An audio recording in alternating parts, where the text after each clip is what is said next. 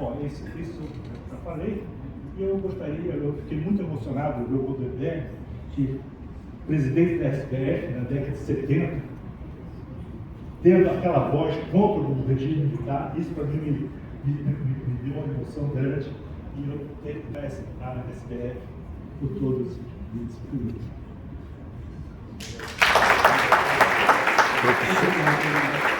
Participação do professor Inácio do CBPF na mesa redonda da comemoração de 60 anos da Sociedade Brasileira de Física. E então agora eu gostaria de passar a palavra para o Oswaldo Novaes, que é do INCT, que tem uma belíssima brochante de eletrônica orgânica. Muitíssimo obrigado, é um prazer, uma honra falar para vocês hoje. Eu preciso agradecer ao convite que me foi feito pela SBF, sou o Silvio Canuto. É o cenário da física no Brasil e sua inserção internacional. Todos os nossos líderes da SBF, desde a sua fundação, eu sou um grande beneficiário do trabalho que vocês fizeram.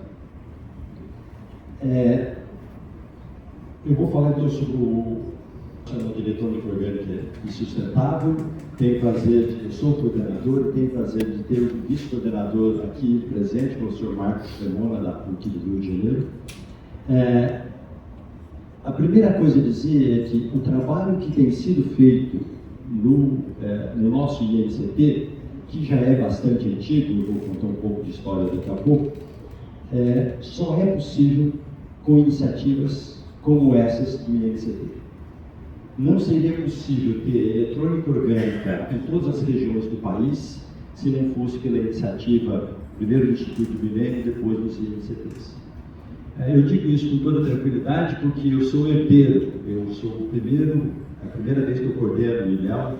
O INEL foi coordenado desde a sua criação pelo professor Roberto Mendonça Paris, que foi mencionado aqui, e ele sempre teve como princípio fundamental que deveria ter ajuda a grupos emergentes e a distribuição nacional maior possível. Por isso que nós temos um Instituto Nacional que é muito grande, são 105 pesquisadores, 5 regiões do país, e 8 polos de articulação para poder fazer a governança do Instituto.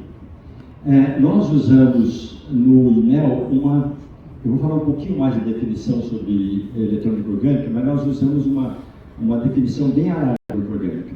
Não é só usar materiais orgânicos para fazer eletrônica, mas também aproveitar a grande quantidade de aplicações que nós podemos ter com materiais orgânicos. Então eu tenho agora alguns poucos slides feitos por inteligência artificial para mostrar as limitações do uso de quem não sabe ainda usar a inteligência artificial. Então, as coisas são artificiais, mas servem para dar uma ideia. E eu depois vou mostrar 2 slides que são feitos pelo Chu mesmo, não por mim.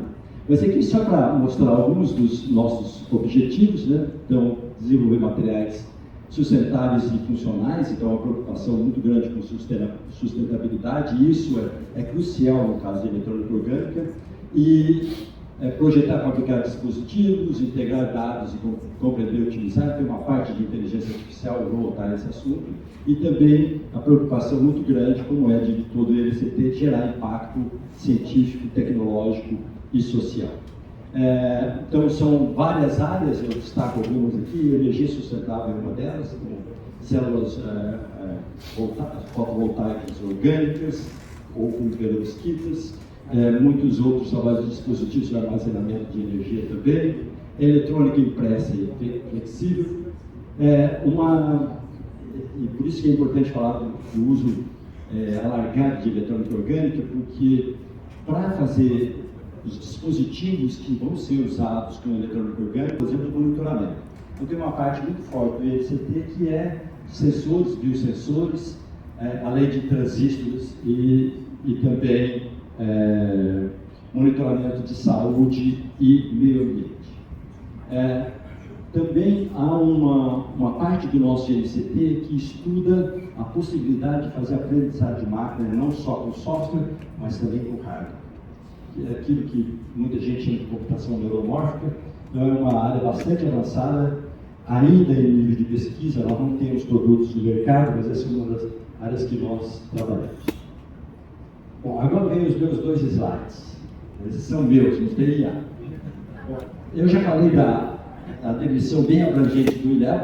Então, nós temos eletrônica, obviamente, energia, biotecnologia, materiais orgânicos em muitas áreas, e os vestíveis. Porque essa é uma tendência inescapável que nós, no futuro não muito distante, vamos ter muitos dispositivos vestíveis. As nossas roupas serão diferentes. As roupas terão dispositivos embarcados. Nós teremos internet das coisas e para isso as coisas precisam estar conectadas na internet, o que quer dizer que eu também preciso de materiais e dispositivos vestíveis. E aí os vestíveis não são só vestíveis para humanos, mas vestíveis para plantas, vestíveis para animais e um vestível que é um pouco interessante para construções. Isso é uma coisa que já existe. Muitos sensores são colocados em construções para ajudar a saúde dessas construções. Quando se olha na literatura de eletrônica orgânica, há essa dicotomia de uma definição mais estreita e a mais abrangente, e é por isso que nós usamos a mais abrangente para abarcar toda a pesquisa que é feita no nosso instituto. Eu já falei da onipresença de dispositivos, e isso é essencial para a inteligência artificial, uma via de mão dupla, não para o processamento de alto desempenho, que já foi mencionado pelo Beto aqui, mas para a internet das coisas, para a conexão. Nós não pensamos, eletrônica orgânica hoje não há essa expectativa de substituir a eletrônica sem semicondutores inorgânicos. Não se deve ter desempenho suficiente, mas é uma eletrônica para as coisas do dia a dia e que vão ser muito disseminadas em todos os dispositivos. Por exemplo, uma coisa que eu acho que não tem tido muita publicidade é que a tecnologia 6G está para chegar em telecomunicações, vai ser, obviamente, muito mais rápida, muito mais alta frequência, mas tem um problema muito complicado de transmissão de sinal, porque qualquer obstáculo pode impedir a transmissão. Então, uma das coisas que se pensa agora é você produzir antenas e colocar antenas em móveis. Você ter os móveis da casa com antenas para poder receber e direcionar sinal. Essa é uma área de telecomunicações bastante avançada e que depende também de eletrônica orgânica, embora aparentemente são 2 áreas muito distintas. Bom, eu falei de inteligência artificial, e a inteligência artificial que está na moda é a gerativa, né? A partir dos modelos fundacionais, dos modelos de língua de grande escala. E nós estamos muito próximos de chegar ao que eu chamo de quinto paradigma, que é o paradigma em que a máquina vai gerar conhecimento autonomamente. Nós não vamos terminar 2026 sem ter pelo menos algumas dezenas de trabalhos na literatura demonstrando que você já pode fazer pesquisa do começo ao fim com a máquina. Ou seja, você dá um problema para a máquina, ela estuda a literatura, vê como resolver, resolve e escreve o artigo. Escreve o artigo, que é a parte mais fácil. Pode fazer revisão. É mais fácil quando tem o resultado. Automatizado para fazer revisão e melhorar. Deu o resultado. Bom, então, não há nenhuma dúvida que isso vai acontecer nos próximos anos. E por que eu digo que não há nenhuma dúvida? Eu vou relembrar, longe de mim, fazer comparação com o Feynman, mas eu vou relembrar o que o Feynman disse naquilo que se chama o nascer da nanotecnologia, que ele dizia que não havia leis da física que proibissem manipulação átomo-átomo. Essa palestra dele, que teve muita repercussão depois quando o pessoal conseguiu fazer nanotecnologia, eu vou fazer um paralelo com ela.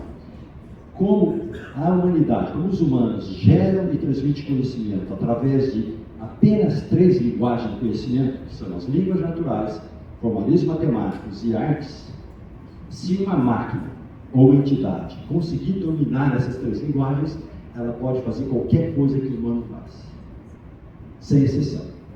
Isso não é verdade em agosto de 2026.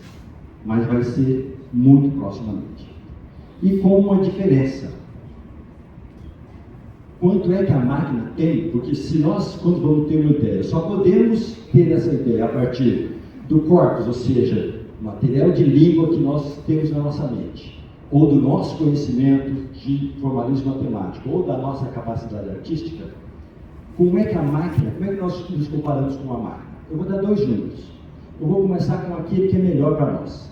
Se uma pessoa ler um romance de 10.000 palavras por dia, por 30 anos, e não esquecer nada, essa pessoa terá um corpus, ou seja, quantidade de texto na mente, de 1 bilhão de palavras. Mas isso é um limite superior e inalcançável. Os modelos de língua atuais já estão usando 1 trilhão de palavras. Então, eles vão ter, a máquina vai ter pelo menos 1000 vezes mais conteúdo do que nós temos. O que é pior para nós é a capacidade de processamento. Um computador como o Watson da IBM consegue processar texto com uma velocidade que é mais ou menos 10 a 13 vezes a nossa. 10 a 13 é um número difícil mesmo para físico imaginar quanto que é isso. Vamos passar para tempo. O que a máquina fazia em 1 segundo, nós demoraríamos 1 milhão de anos para fazer. Então, obviamente que isso vai acontecer e vai mudar toda a sociedade, toda a ciência e tecnologia, porque a máquina vai gerar conhecimento autonomamente. Isso dá a oportunidade de nós, humanos, e esse é o papel do cientista, definir qual é a agenda de pesquisa que as máquinas vão fazer e cooperar com esses agentes inteligentes. Nós vamos poder, por exemplo, abordar grandes desafios. Os grandes desafios da humanidade não dependem só da tecnologia.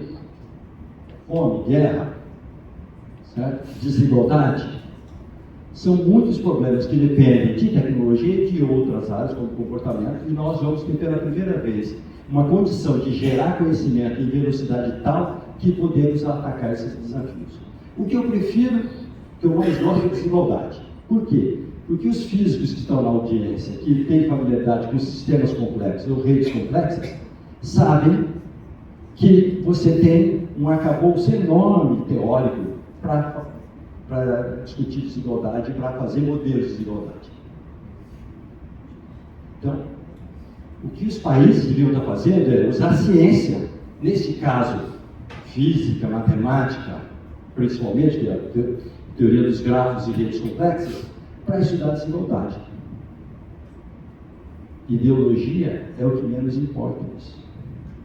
Porque os sistemas naturais e artificiais obedecem regras de sistemas complexos que nada tem a ver com ideologia, e a desigualdade está lá. Uma maneira de você mitigar a desigualdade é estudar esses sistemas. Bom, e para os físicos que vão ser formados, ou qualquer profissional? A primeira coisa é que, essa é uma sentença que eu achei muito interessante, e é uma sentença do ChatGPT. Quanto mais poderosas as ferramentas, mais importante são os fundamentos. E física, já foi mencionado alguma vez, você fala em coisas fundamentais. Física, obviamente, é uma das áreas mais fundamentais e tem um papel absolutamente essencial no que vai acontecer nos próximos anos e nas próximas décadas. Muito obrigado. Oswaldo Novaes. Aí está em tudo. Bom, a gente gostaria de dar, então, início à manifestação do público. Se alguém quiser fazer uma pergunta, um comentário. Professor Galvão. Ju, eu gostaria de fazer uma pergunta, que eu já te fiz uma vez, vou ser honesto com os amigos e não fiquei muito satisfeito com a resposta. Que mencionas que a inteligência artificial pode começar desde a proposição do problema até chegar ao final do artigo. Mas nós sabemos que a inteligência artificial necessita, nas redes neuronais, de base de dados.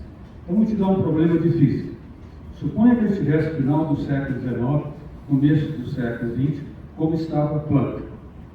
Tinha uma curva de radiação do corpo negro e não tinha nenhum dado sobre quantização da matéria. Suponha que fosse naquela época que houvesse inteligência artificial. Como é que ele ia fazer a hipótese da cotização?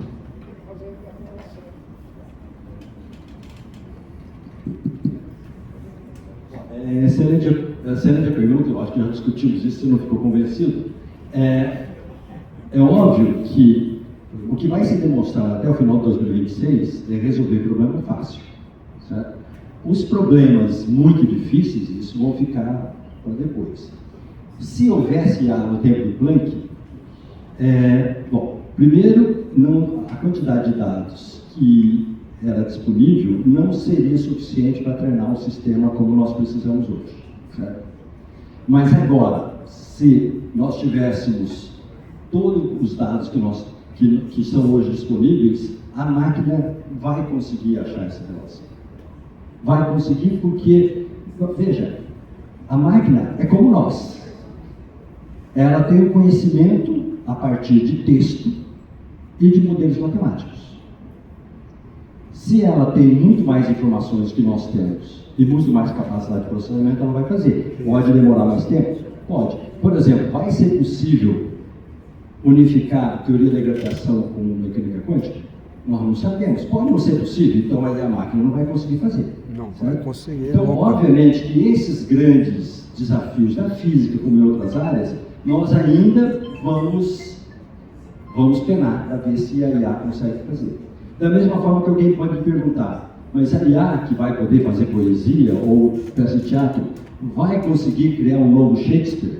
A minha resposta é simples. Eu espero que sim, que nós humanos não conseguimos. São séculos com departamento de letras, línguas, literatura no mundo inteiro e não temos um novo Shakespeare. Então, a IA é a nossa única esperança. Certo?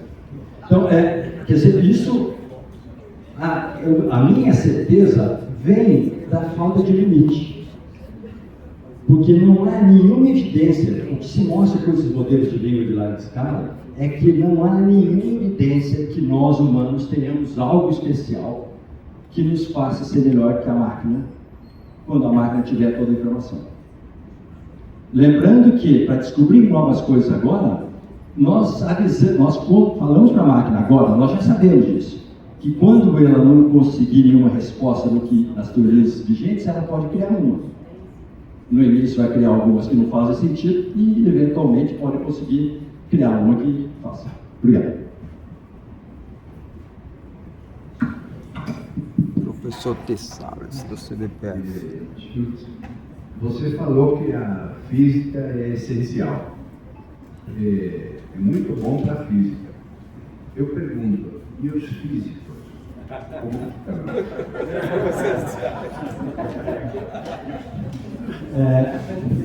Bom, uma coisa, eu, por acidentes de carreira, acabei trabalhando numa área de física da matéria condensada, com conexões com química e biologia e com a área de processamento de línguas naturais, que é uma área que não tem nada a ver com a física e foi um acidente de percurso. Depois desses anos todos, ou melhor, décadas, você pergunta, bom, mas se você fosse fazer um curso agora, já que você está com ideias de inteligência artificial, gosta muito de línguas, né? A sua área hoje, processamento de línguas naturais, é para mim uma área muito mais importante do que as outras, pela evidência que isso tem, certo? Aí você pergunta, o que você faria? Eu ia pensar e talvez fizesse física de novo. Justamente por causa dos fundamentos. Que você precisa ter um grande domínio das linguagens de conhecimento. Uma formação sólida em física é isso. Então, os físicos vão estar muito capacitados para poder atacar os problemas que vêm por aí. Nesse aspecto, eu acho que eu não teria coragem de usar a mesma expressão que o Alaor Chaves, né, o Zé Roberto Leite, né, mas, na verdade, a formação sólida da física e a capacidade de ver modelos e sistemas é assim, uma mais-valia enorme, e eu acho que então a carreira de físico vai ser muito valorizada. Posso fazer um comentário? Enquanto você vai levando, o pessoal vai querer falar. Na verdade, eu vou fazer assim, eu vou fazer, faz comentário, na verdade, porque daí eu vou pegar duas perguntas. Que as pessoas estejam, quem não está acompanhando, por exemplo. Jorge Parisi, que foi prêmio Nobel de Física, ele publicou um artigo atualmente na Nature, que tinha o problema, ele disse que não colocou a mão no problema. Ele declara isso, ele resolveu somente com o chat GPT, está publicado na lei. Então, a gente precisa respirar que as coisas estão mudando. Agora, por exemplo, o caso do Planck, que o Galvão falou, o que o Planck queria responder? Qual é a temperatura que o material pode... Isso daí a inteligência artificial dá direto, responder uma pergunta. Se tiver o dado. É? Se não tiver o dado, não existia dado. Não, eu estou dizendo, não existia dado, mas hoje existe dado. Sim, mas não. O que eu quero dizer é o seguinte, a inteligência artificial, o alimento dela é dado. Se não tiver dado, não dá para fazer absolutamente nada. E nós geramos muitos dados dia a dia. Isso é uma geração. Eu queria levantar um outro problema também que existe por trás. E o Chu fala da inteligência artificial, mas nota bem, hoje o consumo de energia desses centros de dados é uma grande preocupação. E isso está competindo com a disputa de mudanças climáticas. Então, aquela história do Acordo de Paris, que em 2035 a emissão vai ser X, esquece aquilo. O centro de data é um negócio violento que Nova York está proibido o centro de dados lá, e aqui nós estamos querendo trazer centro de dados. Agora tem que trazer com uma certa condições. Aqui a energia é barata. Então, só para... A inteligência artificial vai resolver o problema da energia. Não brincar. O que eu quero dizer, isso é uma coisa muito séria do centro de dados. Tá? Então, gerar dados é aquilo que alimenta a inteligência artificial. Agora, hoje o consumo de energia, gente, é igualzinho, hoje se pegar todo o centro de dados, é igualzinho a França inteira. É um negócio absurdo. Então, só para dar um exemplo. Agora a gente não vai parar de gerar dados. Vamos dar continuidade, vou fazer o seguinte, só para movimentar um pouquinho mais. Mas eu vou pegar 3 perguntas e aí a discussão vem para mim, ok?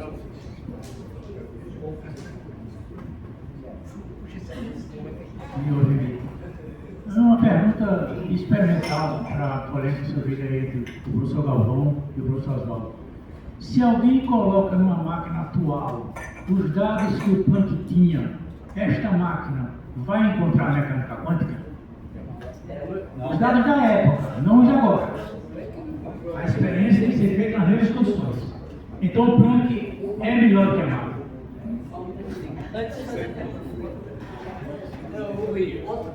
Não seja simplista, cara. A gente não pode reagir à vida. A vida muda, cara. Então, obviamente, essa pergunta aí não faz nem sentido. Vamos ouvir mais 2 comentários. Deixa eu explicar. Eu agradeço muito porque estou muito estimulantes. Foi muito bom hoje de manhã o professor Galvão falar sobre Professor topando, saber o desafio futuro de todos. E aqui também, agora, tem questões que são, vamos dizer, a tecnologia muda, tem novos avanços na média cada 5 a 10 anos, que facilita surgimento de novas possibilidades. Por exemplo, na área da comunicação científica, devido aos efeitos da pandemia, foram disponibilizadas todos os Google Meet, Zoom, que já existiam evidentemente, mas isso gerou tudo uma possibilidade nova. Por exemplo, na área da internacionalização da ciência, você pode fazer encontros online entre vários grupos de pesquisa no mundo, juntando pessoas que não se conheciam e criando uma rede de conhecimento em áreas novas que se citam um com o outro e criando essa coisa. E esse tipo de acontecimento, cada 5 a 10 anos, tem algo de novo que surge. E nós precisamos saber que tem que ficar na frente disso. Eu já tive várias experiências sobre essas coisas. 20 anos atrás estava colaborando com o meu colega na Polônia, em Wrocław, fazendo coisa chatíssima, que são sistemas integrados. E, na mesma época, o filho dele era ainda um estudante de mestrado e fez um pequeno programa, né, na classe, na Polônia. E, devido a esse programa, ele virou multimilionário em dólares, em euro. Claramente, ele fez isso na Polônia. Na mesma época, tinha um outro cara nos Estados Unidos que fez o mesmo programa nos Estados Unidos. Ele era Zuckerberg e virou Facebook. Agora, tem todas essas questões que têm que ser levadas, porque são questões estratégicas para o país, porque os algoritmos são muito poderosos e tem que dar também a possibilidade de criar essas redes de conhecimento, tanto no Brasil quanto fora do Brasil, e sem ser apegada a questões já definidas. Porque os problemas e as soluções surgem. E precisa criar uma rede desse tipo. E para isso, tem um ponto que quero dizer, precisa que nós temos ter na comunidade científica, ter um ponto de referência. Por exemplo, aqui no Brasil não existe uma comunicação voltada para o exterior, para dar a informação do que acontece no exterior. Eu vi aqui que muitas formas de boletim em português, toda formação jornalística voltada para o interior do país, mas tem também que ter uma referência para dar a possibilidade de expressar e de controlar a informação que está vinculada para o exterior. Exemplo muito simples, o Brasil já perdeu uma guerra de informação.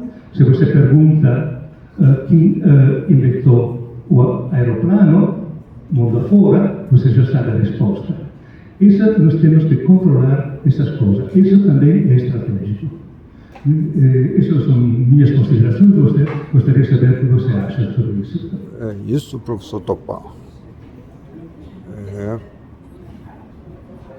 Professora Jana, esposa do professor Topão, Universidade Federal do ABC. Eu acho que a inteligência artificial não dá nenhum problema se você tem mais uma perna e mais rápida, mas no cérebro que você usa. Problema como coloca dentro da inteligência artificial no estado de intenção. Porque nós temos embutido no cérebro instruções interessantes no mundo, queremos descobrir, temos preguiça, queremos se colonizar. Então, nossa pesquisa é um pouco direcionada por nossas propriedades psicológicas. E a psicologia de inteligência artificial é montada para criadores. Por exemplo, você quer optimização para o critério. Então, isso é muito importante, estudar psicologia de inteligência artificial da comunidade.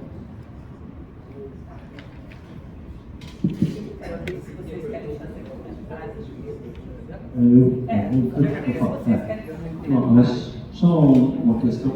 Hoje as máquinas, obviamente, perderiam a competição com o Planck, mas facilmente ganhariam a competição com o Chu. Certo? Então, beleza. Mas daqui a algum tempo elas vão ganhar do Planck também. Com relação às colocações dele, eu acho que nós precisamos de ter uma estratégia de país que leve em conta o que está acontecendo e nos anteciparmos, para não perder mais do que ele chama de pontes de tecnologia. No caso da inteligência artificial, nós temos uma boa base de pessoas formadas no país. Então, eu acho que é possível a gente ter uma política nacional que vai ser consistente. Lembrando que inteligência artificial hoje, você tem duas pontas, uma das aplicações e a outra é dos modelos de língua de larga escala. Nos modelos de língua de larga escala, nós temos poucas empresas que tem modelo para valer, só uma que é que eu saiba, que está disponível para acesso aberto para ser usado. Então a gente precisa investir nos modelos de língua de larga escala, da mesma forma que a gente investe nas aplicações. E, como consequência, a gente vai ter uma política nacional para fazer. Nós temos um plano brasileiro de inteligência artificial. O plano foi muito bem concebido e ele agora, uma coisa você tem a concepção, agora precisa ser implementado. O que eu acho que a gente precisa é acelerar a implementação do plano do PIB. Com relação ao estudo da psicologia das inteligências artificiais, uma das coisas mais relevantes que tem hoje é estudar os impactos da IA em todas as áreas. A primeira delas é a educação, como todo mundo deve imaginar, certo? Você precisa estudar os impactos da educação e os impactos que você tem, como alguns filósofos chamam, de você ter tecnologias epistêmicas, que são tecnologias que ajudam os humanos a resolver problemas intelectuais.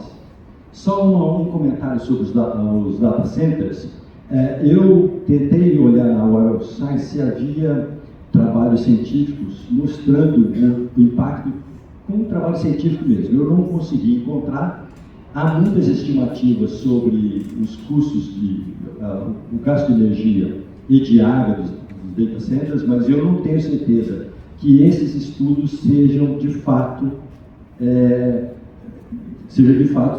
comprovados. E, além de que tem sempre uma preocupação que se você fizer o estudo de impacto ambiental de uma siderúrgica, você não instala nenhuma siderúrgica, certo? Que é um impacto enorme. Mas, por último, que eu acho que é mais relevante, essas contas são todas feitas com a tecnologia atual. É certo que num tempo não muito grande, o custo de processamento de texto vai ser muito menor. Quando o DeepSeek lançou o modelo de línguas dele no começo de 2024, acho, faz 2 anos já, foi uma revolução na época, porque eles usaram muito menos processamento para ter resultados parecidos com os modelos de larga escala. Então, é certo que esse custo vai cair. Da mesma forma que nós podemos ter soluções para energia, e, portanto, isso também seria mitigado. Eu não, como qualquer grande instalação que se vai colocar numa cidade, você tem que ver os impactos, mas isso não é só para data center. Certo? É só para dizer de onde teria os dados, tá? Que é importante. Dado é dado. Dado é a coisa mais sagrada que a gente tem. Esse foi da Agência Internacional de Energia, certo? Tem vários centros de dados fazendo vários modelos para economizar energia. Só que existe uma teoria econômica chamada efeito Jesper, que se você economizar energia, o aumento do uso de IA pode ser muito maior, muito prejudicial. Seria o efeito contrário. Né? Então, precisa tomar um certo tempo que essas coisas... Não sou contra IA, não. Eu tenho preocupado com essa história. Vamos instalar centro de dados no Brasil aqui. Aonde estão os dados? Que os dados são? Quando a Google vem aqui para instalar um centro, um dado data center, aonde vai esses dados e que o governo brasileiro, qual é o controle que tem desses dados? Isso que é uma coisa importante, é isso que é a minha preocupação. Agora, gente, que a IA vai revolucionar, que está mudando, isso não tem jeito. Isso daí realmente é querer posso dar um complemento? Eu acho que os físicos deviam incluir de uma maneira muito mais forte nos seus cursos de graduação, que eles já aprendem álgebra linear, eles já têm toda uma formação. Agora, eles sabem tudo de probabilidade, agora precisa entrar e colocar a IA para eles produzirem a IA. Não a IA de apertar botão, chat GPT, criar isso não existe. Isso daí não tem, é irreversível, como diria os meninos ali da segunda fila ali. Tá, eu vou pedir licença só para a gente mudar um pouquinho o assunto. Tem uma professora Inácio, então, e a gente vai ter que fechar. Por mais que a gente seja interessante a gente discutir, é importante a gente continuar a programação. O CERN foi desligado dia 29 de junho agora e volta em 2030. E um passarinho me andou me contando que os ímãs serão controlados por inteligência artificial, as colisões e tudo isso. Então eu espero que em 2030 a gente tenha uma nova física à base da inteligência artificial no cérebro. Aí eu acho que eu vou esperar para ver, depois de 2030, o que vai acontecer. Bom, na verdade foi desligado porque a gente vai fazer um upgrade do acelerador. Então vai colocar o raio luminoso aliás, o nome falou aqui, mas inteligência artificial a gente já usa a rodo, entendeu? Análise de dados a gente usa a rodo. A gente está fazendo, que eu acho que o mais incrível de tudo, é o sistema de trigger, né? Você tem a colisão, e aquela colisão dá 40 mil colisões que você tem por segundo, você interessa 10, 15. Então você tem que jogar fora aquelas 39 mil e não sei quanto. A operação usa isso o tempo inteiro. Os ímãs eu não acredito que vai ser operado dessa forma, não. Agora, o controle do feixe, a observação dos dados, a análise dos dados, eu tenho um aluno meu que fez a tese de mestrado em 1999, ele já usou aquelas redes neurais, etc. Ele já usou aqui. Hoje em dia ele está fazendo trigger, ele está usando muito. Agora, eu, sinceramente, eu acho que a gente tem que substituir. Eu tenho um exemplo, agora mesmo, eu estava fazendo um trabalho, aí coloquei para o Claude, ele me deu a resposta instantânea, a resposta, digamos, do mainstream, aí falava, tem uma questão que você não está entendendo. Aí ele tentava me enrolar o tempo inteiro, usando o mainstream. Ele não era capaz de dar um pulo do gato. Então ele falava, peraí, você não tem que levar em conta isso aí? Aí falava, mas mesmo assim, depois de levar em conta, ele falou, mas ainda tem a possibilidade. Eu falei, vou mudar de assunto contigo. Então, assim, eu acho que a gente é fundamental nesse processo. Agora, obviamente que tem processo que você pode deixar ele fazer. Agora, que ele mente e muito. Pessoal, apesar do assunto ser interessante e gerar um monte de discussão, acho que a gente vai dar continuidade. Agradecer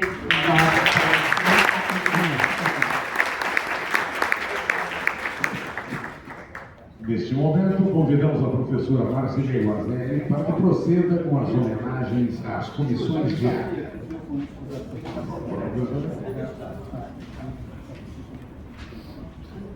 Isso continua a homenagem aos 60 anos da Sociedade Brasileira de Física. A todas as pessoas aqui presentes. É com grande alegria que nos reunimos hoje para celebrar e homenagear os indicados pelas comissões diárias da Sociedade Brasileira de Física. Este é um momento especial não apenas para reconhecer o empenho e a dedicação de pesquisadores que se destacam em suas áreas, mas também para ressaltar a importância fundamental das comissões diárias da Sociedade Brasileira de Física. As comissões desempenham um papel crucial na dinâmica da nossa sociedade, atuando como pilares de apoio, orientação e promoção da pesquisa física no país. Elas são a voz de nossas diversas especializações, refletindo as